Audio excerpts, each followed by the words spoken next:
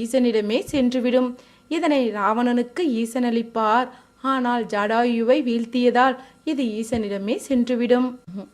ஆக மொத்தத்தில் கல்கி அவதாரத்தில் இந்த வாள்களை ஏந்தவே வாய்ப்புகள் அதிகம். கல்கி அவதாரத்தில் குருகுலவாசத்தில் அசிவாளை பற்றி பரசுராமரோ கல்கிக்கு விளக்குவார். ஆதலால் அசியும்.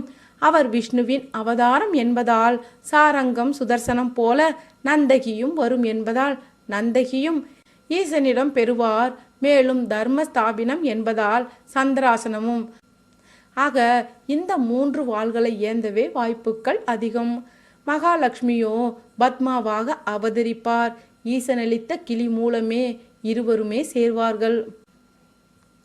கல்கியின் மூத்த தமையனான கவி காமகலா என்பவளை மணந்து பிருகத் கீர்த்தி, பிருகத் பாகி என்ற 2 புதல்வர்களையும் பிராக்ஞன்